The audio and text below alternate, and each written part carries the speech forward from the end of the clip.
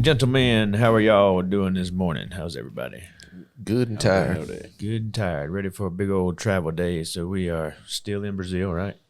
We are still in Brazil. But Still not- in our remote studio here in Brazil. But not for long. Not for long. No, we're going to be making the trek back. We got a special guest with us again. This time he's been on before. Pastor Hosni. Hoshni. Yeah. Our You can say that like this now because he's got the Islam beard. Hosni. yeah, you got to get that guttural sound. Hoshni. Like you're hawking a loogie. He's been our chauffeur. Yeah, he's been a good one too. I'm gonna let you guys talk. I'm down a mic, but I'm gonna pass this over to David. But I'm gonna let y'all take it away with it, and I'm gonna try to maintain silence. Wow. Yeah, that's gonna be difficult. Everybody Wow. knows. Everybody knows, but that's all right. But anyway, just tell everybody what you think. What you saw when you were here this week. David, you want to start? I think I don't know if I said it on the last podcast, but I know I've told some people while I was here, especially some Brazilian people, that I came into this a blank slate. That I had heard Robin talk about this place, but it never really registered in our schools in America. American education. It's not saying a whole lot, but American education, we learn a little bit of geography and we learn a little bit of history.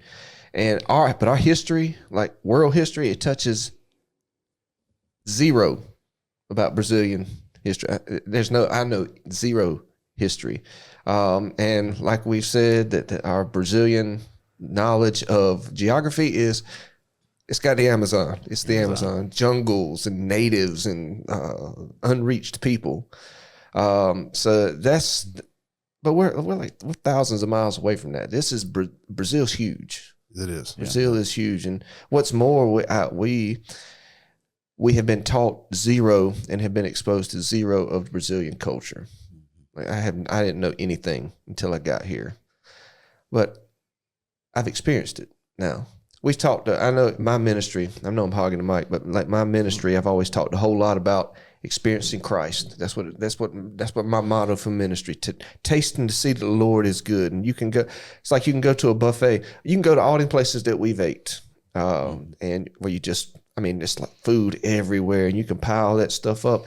You could go to those places, and you could sit down, and not order a drink, not put anything on your plate, and just come out and just kind of look at everything. But have you really experienced those places? Absolutely not. Not until you actually sit down, load your plate up with all that good food, sit down and drink your Coke with either a lime or an orange in it, and then you have actually experienced the culture without actually, and I say all that to say this, regardless of what I've heard about Brazilian culture, without actually tasting it and seeing it, you don't get it. Without actually experiencing the socialism, you don't see it. I mean, you don't get it. Without actually experiencing the Catholicism, you don't get it.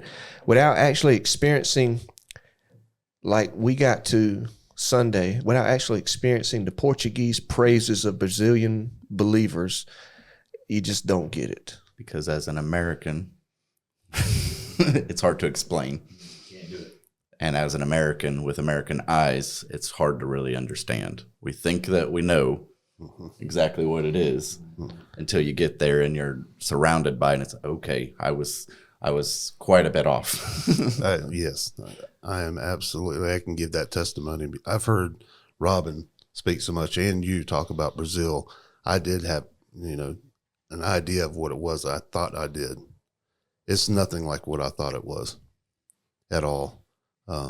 Completely different. It is absolutely, even to try to explain it. And I understand the struggle now. There's no way we can verbally tell the listeners what it's like, or the American listeners. It's absolutely something you have to experience because nothing's the same. You talk about the food and how it's different. It's not just the Coke with the lime. It's the glasses. Oh, yes. And it's the napkins. Small glasses, tiny napkins. It's everything. The way the waiters and servers here react, it's completely different. Nothing is the same. So your preconceived notions of what you think it's going to be, it was very surprising for me. And it's the same way with the church and the school. I had no idea when we went and looked at the classrooms how different that was from what I thought it was going to be. Even being inside, I'm probably going to lose some people. The church, the sanctuary is like in the center of the school for the listeners. And when you go upstairs, the school surrounds the sanctuary basically. And we went to all those classrooms, and there's absolutely nothing like what I thought it was going to be. And truthfully, it's not a whole lot like Brazil in a lot of ways. The experience, what God has done in that school and what he's doing is such a contrast to what you see outside the perimeters of that school. And it speaks a lot. You wonder if what you're doing in America, what we're doing as Christians, do people see us, the difference in us? Like you can see the difference in those Brazilians that are in that church and school as the way they are outside. That's what really hits me a lot. Yeah, you have talked the whole time about seeing people. You can see people out in the city and stuff like that being just happy and things like that. But they don't. There's a difference when you get to that church and that school and seeing those believers. They're joyful. They have Absolutely. a joy that you don't really feel, to me, in the city. Yeah. It's one more person that understands. The first time that I came back and couldn't say anything in front of the church without bawling my eyes out. And everyone just wondering, what is wrong with this guy, right? Well, for the last 2 years, I've been completely broken because everything is different. It's not just the language. Everything is completely different. And God has basically taken me apart. I just saw the meme the other day, just Paul trying to explain, Christian life is going to be difficult, and you're going to suffer, but you're going to love it. And so you're getting all of that all at once. God just breaking you apart and changing you into something, and at the same time, those tears coming through. I love it. I love what God's doing. He's been so good. He's used the ministry. We've been able to reach people, and I love being a part of that. And really, I would imagine that the majority of American Christians who have not allowed God to break them down and to transform them into a vessel, a tool worthy to be used by his hands, it's hard to understand. Absolutely. It's hard to explain to someone that is not broken for God and for his message. Yeah, and that's the hard thing, because my job and David's job is to go back and tell people, and that's one of the hard things about going back, is knowing that me and David are going to fail. Yeah, we are going to fail when we try to tell people what's happening here. We can show them pictures, we can tell them the best we can, but we will fall far, far short of. But I mean, honestly, that's no different than every Sunday for me. My job is to tell people about Christ, and I fall far, far short of glorifying him and preaching him how he ought to be preached. So it's no different, but it is different. Mm-hmm. Yep. But I just want to say that I've got to hang out with this guy right here, Rodney, for I don't know how many days we've been here. I don't never know what day it is since I've been here, but I've got to hang out with this dude, and he is this one exceptional man of God. Oh, man. I'm not gonna lie. You are one exceptional man of God. You wear a ton of hats, it seems like. You got stuff going on. I mean, you got 4 girls. I mean, that's enough right there. That's plenty. 4 girls and a wife. Your life is full. But then you've got the church, the youth pastor stuff. You teach English at the school. You got the camp going over there. I mean, and then, man, and you bear it. God's been good. Yeah, look, for some of the people in our church and friends and stuff that listen to us and might be interested in coming, another thing that was different is how people accept you here, especially those that's in your church. Can you tell us what it's like on your end when visitors come from America, what it means to the church and to the people? Oh yeah, people love when people take interest to come to see what it is that God is doing. I think that a lot of people love just they love seeing that Americans that are interested in what God's doing here, interested in meeting new people. A lot of people want to test out their English, and so that's always been a highlight for a lot of people, especially those who are currently studying English and want to practice on a native speaker. Yeah, I have noticed that people that do know some English, they love to try it out. Oh yeah, Yeah. And they get it wrong, but that's okay. Sometimes anything that I've tried, I've gotten wrong too here. So Well, I've been in Brazil for 11 years and I'm still getting Portuguese wrong. So yeah, I was in, Yeah, we saw your list. yeah, I was in Rodney's classroom last night, and the kids have got a list of words that he has mispronounced over the years. and the list is long. Oh man. One thing that that I think has been big for me, I've always preached about how big God is, how big He is, and I want people to understand how big He is. That He stretches the heavens like a curtain, and that His power is without limit. That He fills heaven and earth. I want people to that He, in the vastness of the created universe, that the earth is just a speck, and that we are just a speck on that earth, and yet He cares about us. That's how big I want people to see God, and I always think that's powerful. But because I think that when you see God as that big, it makes a difference. It makes a difference. But this trip has truly made God bigger for me. Not just me preaching it to other people, but it's made him bigger for me. There's a verse in 2 Chronicles that I wrote down here that I have preached, and I've always it's always been important in how I viewed God, but it really hit hard this week. It says 2 Chronicles 16:9. It says, "For the eyes of the Lord run to and fro throughout the whole earth, to show Himself strong in the behalf of them whose heart is perfect towards Him." So he's writing to a Jewish people. That audience is a Jewish audience, the Israelites, the chosen people of God, and they knew that. They knew they were the chosen people. They knew God favored them, and that they knew God interacted with them, and they knew God had a relationship with them. But everyone else in the world, those Jews couldn't imagine God interacting with them or having a relationship with anyone else.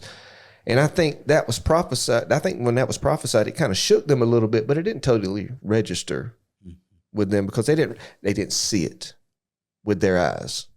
It's like this far off thing. He runs to and fro. Okay, yeah, he loves everybody. He's interacting with everybody, but they don't register because they didn't see it. They didn't experience it. And as much as I have known and used that verse, I don't know if it ever really registered with me because I hadn't experienced it. But I have come to know. I have seen it here. I have heard it. I have tasted it. I have experienced it in the vastness of the created universe, with earth being just a speck in it and humans being specks on that earth. God doesn't just care about me. He cares about an individual 5,000 miles away from me. And not only does He care, He interacts with them. And not only does He interact with them, He has a relationship with them. And it's not just one individual, it's many. And I know because I worshiped with them. I talked with them. I talked with them about Jesus before service and after the service. And the same Jesus they have a relationship with it just as I do. I heard them lift up their voices from a culture that I don't fully understand, in a language that I don't fully understand. They lifted up their voices and praised the God that knows them and bowed their heads and worshiped the Christ that died for them. That God has become bigger to me because of all of this. And because He's bigger to me, He deserves more from me. For me to do more for Him. That's what I've gotten out of all of this. Yeah. That, and to add to His power and His works.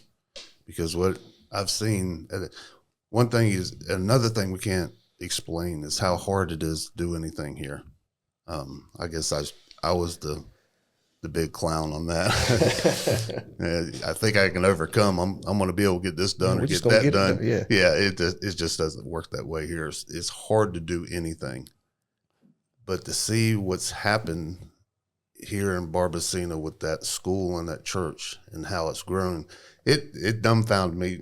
Hopefully you can give some more history, but to see how small it was, the first few children, and how fast it's grown to 100 children, and then going to Pastor David's house and seeing where they had 60 people having services with 60 people in Right his there, living room. Yeah.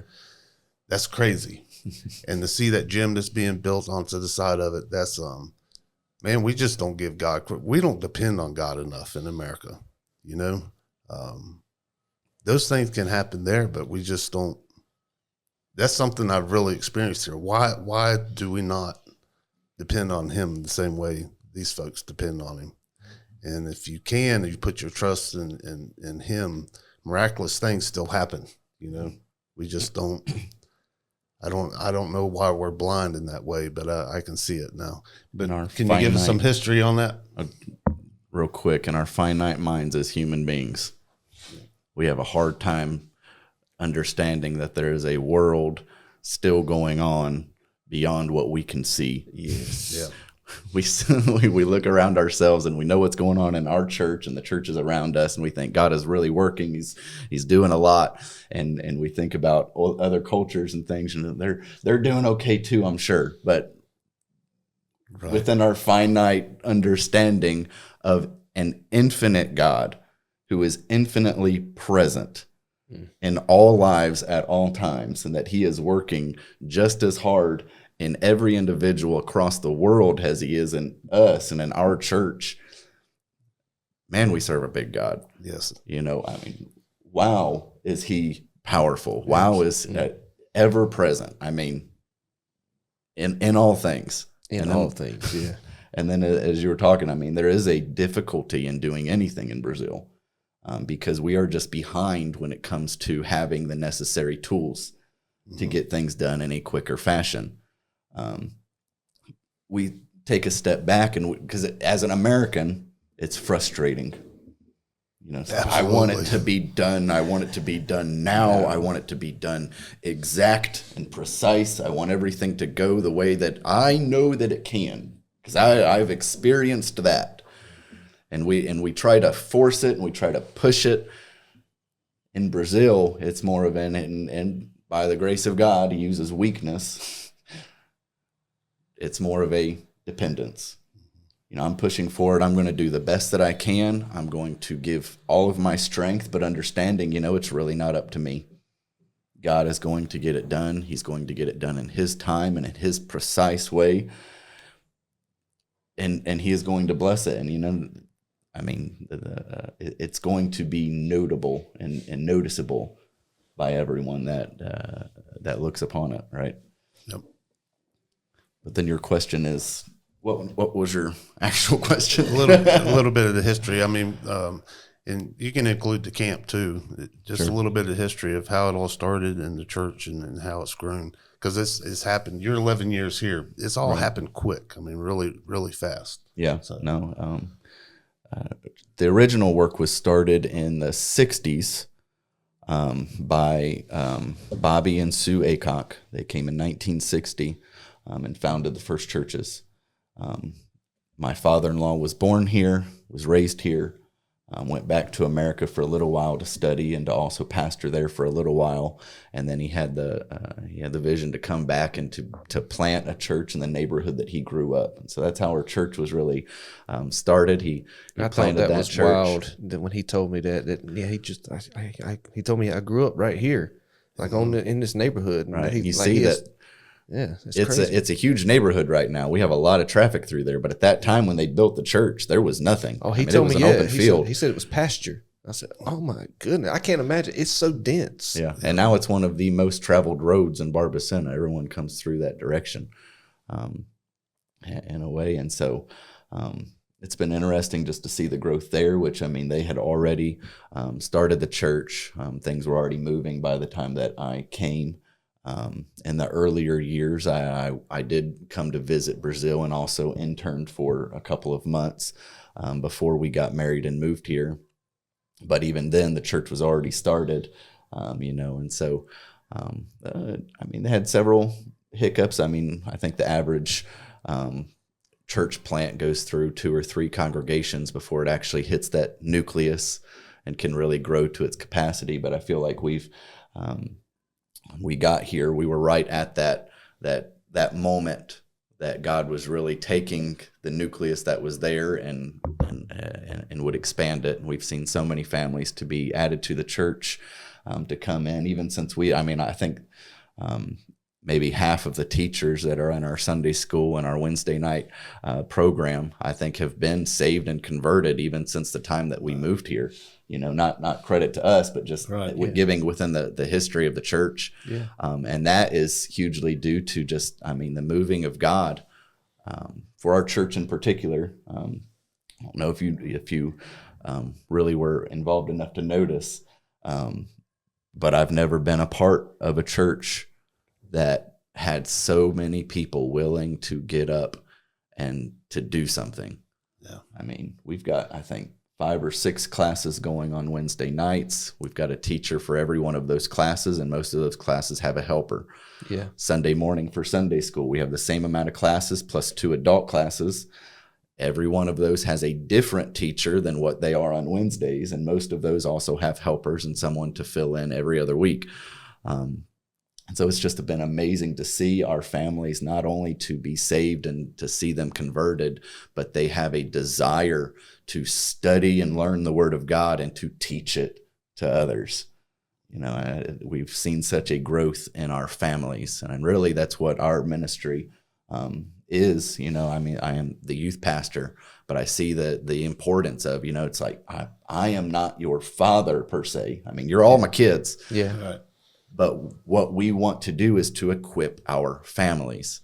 We want strong families within our church, family units who can come and who can worship together, and to give that model of, this is how you study, this is how you learn, this is how you teach. And then they are able to take that to other families. Those families come in, they get excited, and the process repeats. Disciples making disciples. Yep. Yeah, and y'all are really doing that. Yep. Disciples Absolutely. making disciples. Let me give another shout out. I know said you wore a lot of hats, but let me give a shout out to your wife. Oh, Autumn. Just from what little bit I have observed, she is a workhorse. She does a tremendous amount with teaching at the school, teaching at the church, the music at the church. I appreciated the music that she picked out to accompany the message Sunday, and to mother 4 children and to put up with Rodney. Yeah. I don't know how she that's does enough it. in itself. I don't know how she does it, but she needs some praise too. Yeah. I think everyone is impressed by my wife, but I think that no one quite understands but me. My wife is a hero. I don't know how it is that she functions, because it's not on rest. She doesn't sleep. She just goes. But yeah, she does all of the music at the church, music at the school. She teaches the music classes. Now she's teaching 3rd grade. She is also the teacher coordinator at the school and responsible for all of the teacher training and everything that goes on for that. The mother of 4 little girls. And then obviously just putting up with me. God is definitely using my wife in a big way. I'm thankful for that. Well, I'll tell you another thing that surprised me. We've heard a lot about the camp, and I don't know how many of the listeners have heard about it really. But that thing's big. That's a big project. A lot of work and stuff. I'm going to put Robin on the spot and let him and Rodney kind of talk about that too, because it's important today. Yeah, there you go. Man, I was doing a good job being quiet. I was impressed. Yeah, but it's I had no idea that it was such a big project is what it is, especially now understanding how hard it is to get anything done. But God's really worked there too. There's no reason why we can't do that in America. If you can do it here, we can do it in America, and it's so much easier, there. But anyhow, y'all kind of talk about that, if you would, just for a minute. Go ahead, man. I feel like I don't have a good census of what people imagine or think of when they hear that we are building a camp in Brazil. Because it really camp or camping means different things to different people depending on who they are. There are those who just like to go out and rough it in the woods, and there's the other side that like the glamping and whatever else, But when we say that we're building a camp, me and Robin have talked extensively. What we're doing by building a camp is we are building an opportunity to reach, again, our families.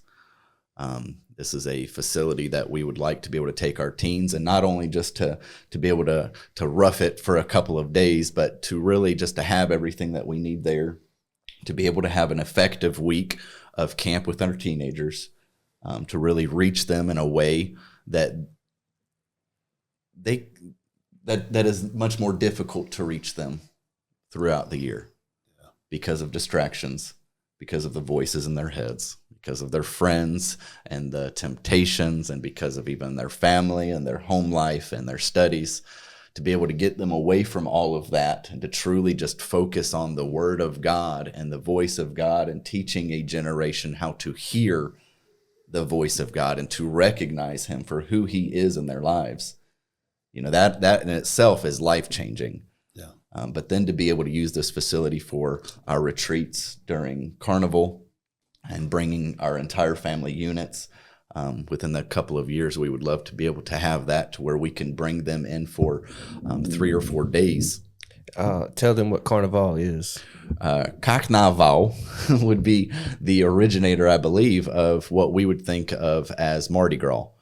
And so really, the idea would be Mardi Gras nationwide. And so all of Brazil observing Carnival, which is the root word being carnal, and all things fleshly, right? And all things worldly. It has the backing of the Roman Catholic Church. It has the backing of the government in all of Brazil. And so it is a very large event that basically takes over our streets. It takes over everything shuts down. I mean, it completely takes over that week of Brazil, focusing on the pleasures of the flesh. And so the idea with family retreat is to be able to get our families to a safe location to where we can just, again, focus on the Word of God. Let's separate ourselves as Christian. We don't want to be involved in those things. And so we separate ourselves. It does fall at the beginning of the year, and so that's a great time where we can just reflect again, with where we are presently and what we need to do for this coming year, and to truly just to try to create a revival in our hearts, so that we can be better equipped to reach the world for this next year. But a very important time to not only be able to bring our young ones, the teenagers and the kids, but to bring our families together again, to be able to see parents playing with their kids and relating to them in such a way. And I know that, in America, we have the same problem. Parents are losing the ability to talk to their children, right. And even here, I get families to come, listen, Pastor Rodney, I'm having this problem with my son. I need you to fix it. Have you talked to him? Oh, well, no, I'm coming to you. You need to tell him that you see this problem. You know what the Word of God says. Let's get back to talking to our kids about it. And so that's a huge part of our responsibility. I'm not going to take the place of the parents. My job is to train our parents on how to relate and communicate to their kids, and is there a better way to really be able to get back there and to bring those families together than separating from the world and getting to a place where we can just have fun and to be together. So obviously I fall short trying to describe it to people. The whole I'll give an illustration to try to bring home the idea. We use the word training and all this a lot. And right now in America, the big news is we're at war, and I could care less whether you think it's necessary or unnecessary, this war we're in right now.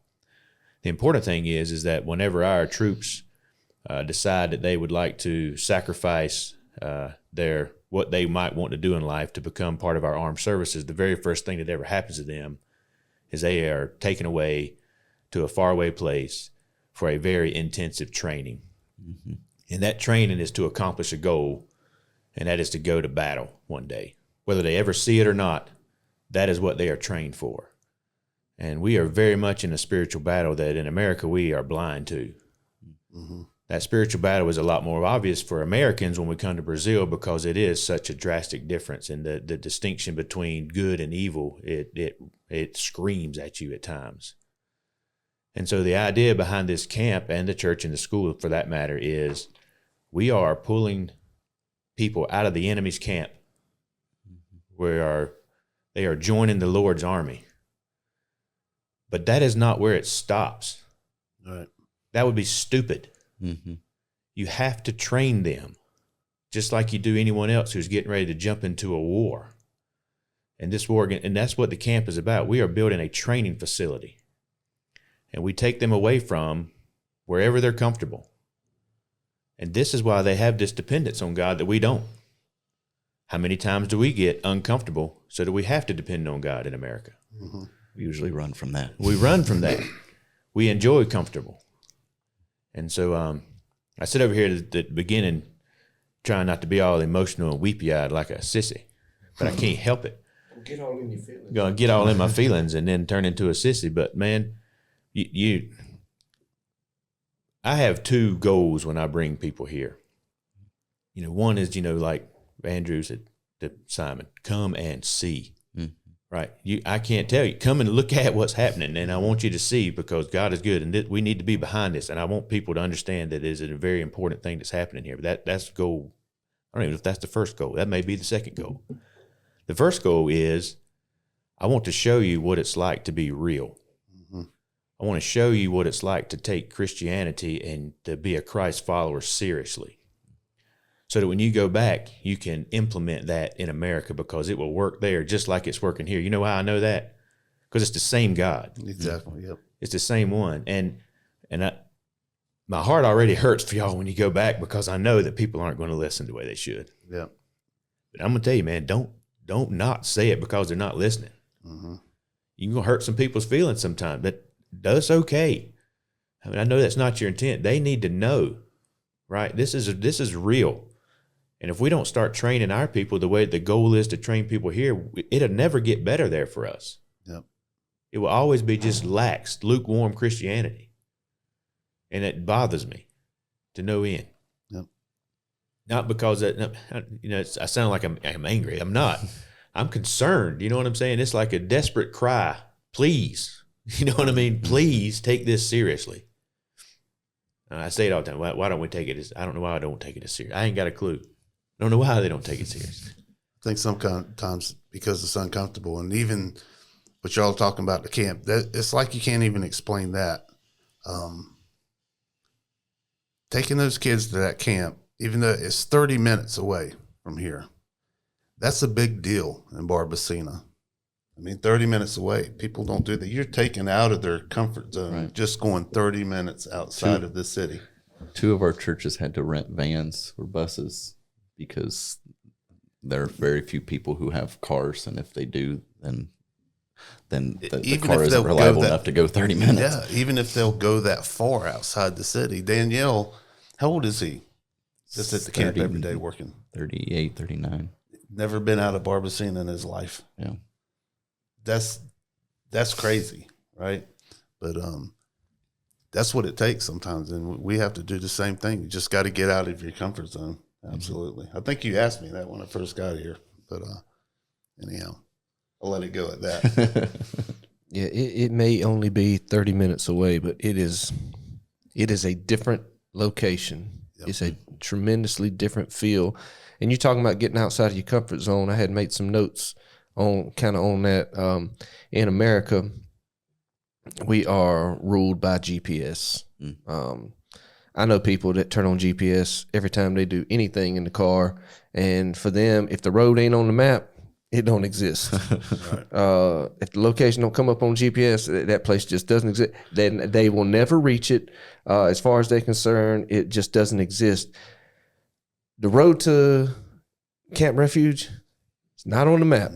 It runs out. I finally found it on GPS by tracking us as we went, writing down different locations that we went to. So I have found it on GPS, but the road is not there. But guess what?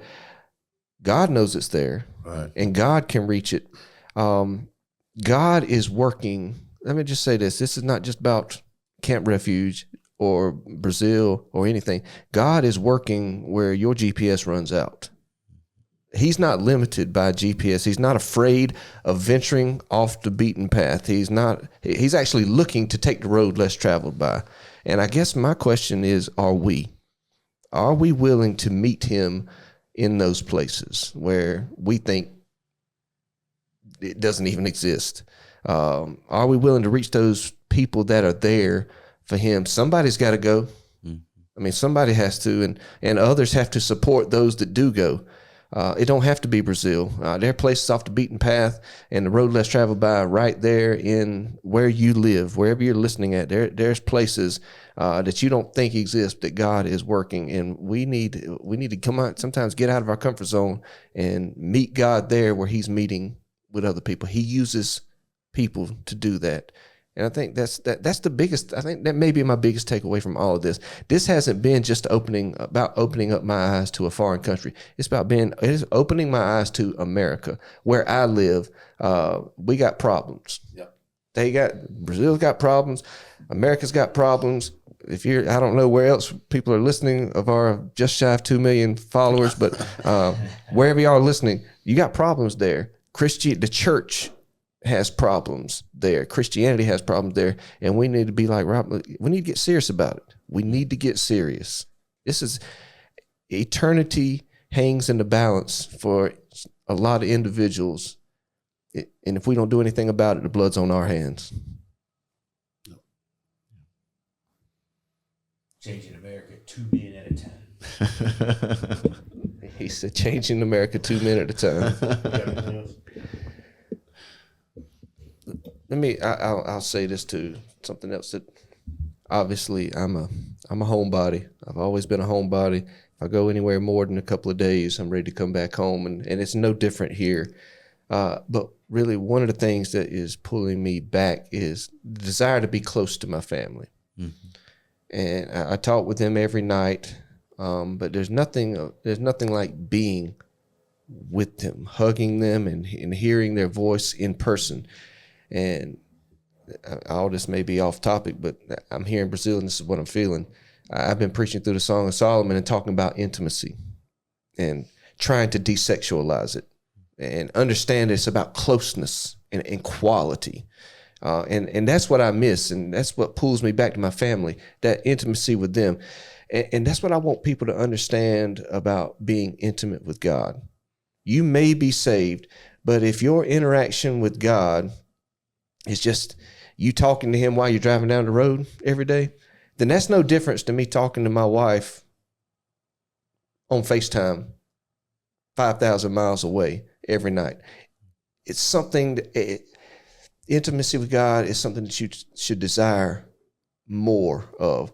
That it's not that it's if you don't desire to get away from everything and get alone with God and open his word and actually be in the same place with him instead of just doing it as you go, then something's wrong. You might not be saved. There needs to be a desire to pulling you close to him and not just being satisfied with FaceTime 5,000 miles away. Mm-hmm. That makes sense. Absolutely. That's what I've been feeling lately. Our theme verse and coming to Brazil.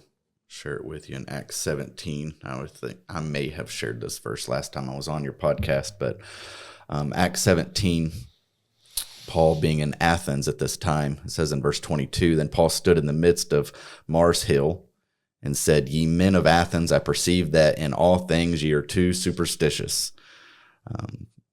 Very spiritual-minded people.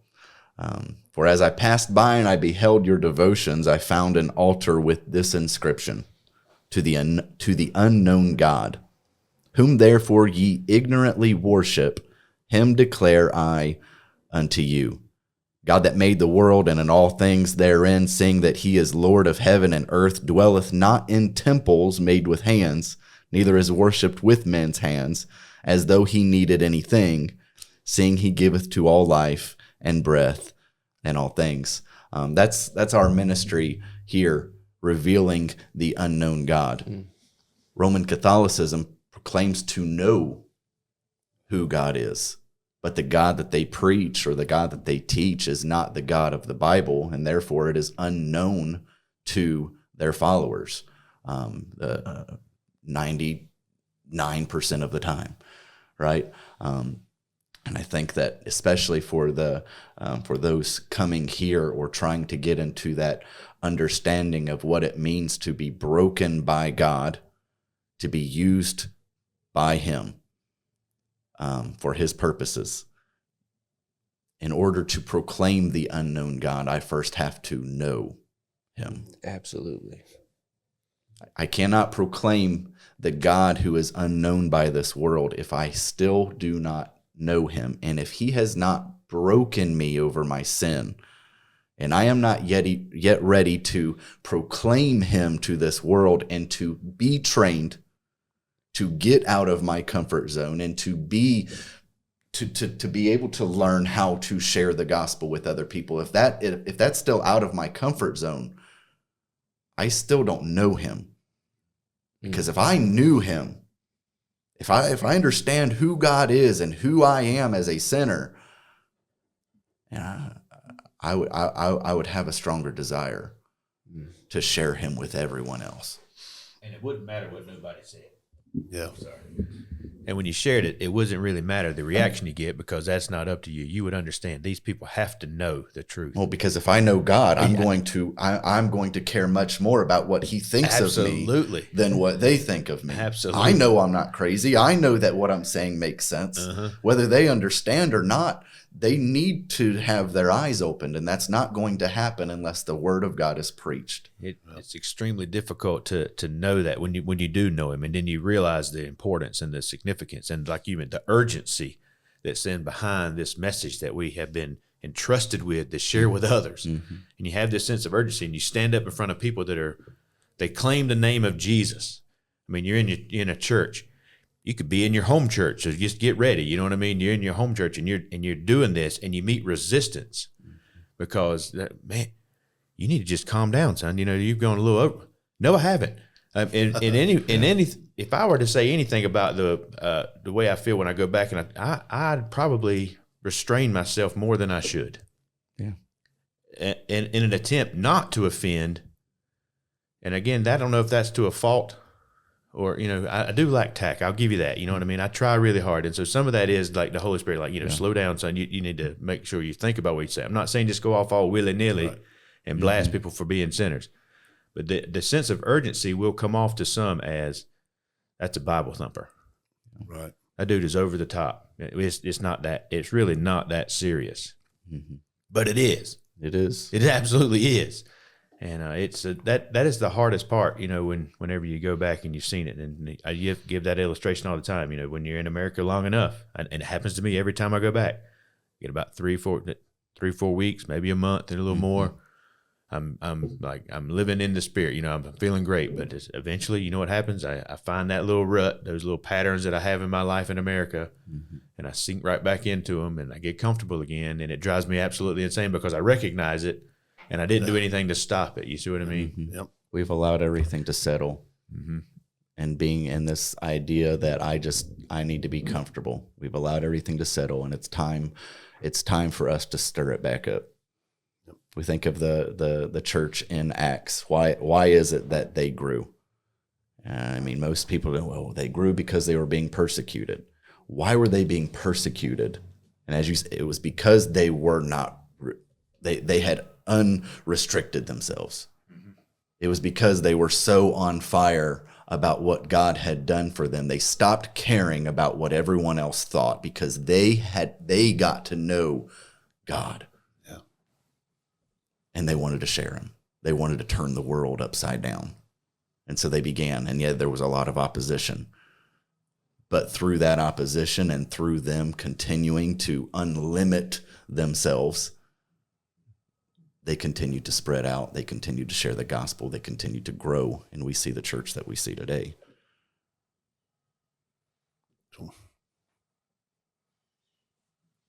That's all I got. Yeah, I don't have a whole lot else. I just want to say, brother, thank you for allowing me to come into your world. It has truly been eye-opening, life-changing. Thank Robin for, the opportunity, in the push, for me to come, and thank David for coming with me. Thank you guys. Y'all been easy to live with. It's not easy to live with people for a long period of time, but y'all have been easy to live with. And I'm gonna, as much as I'm looking forward to get back to my family, I'm gonna miss what we've had here the last week or so.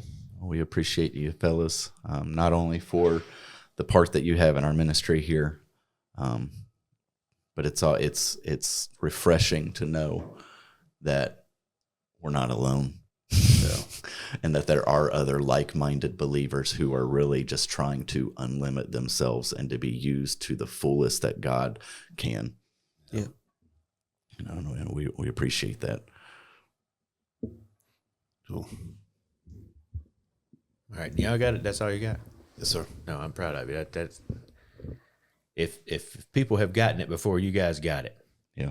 And so if I don't accomplish it ever again, it was worth it. Yep. You know what I mean, to be able to bring it in. I appreciate y'all being willing to come. And for those at JU that are listening, and you already got in your brain, I'm not ready to travel to Brazil.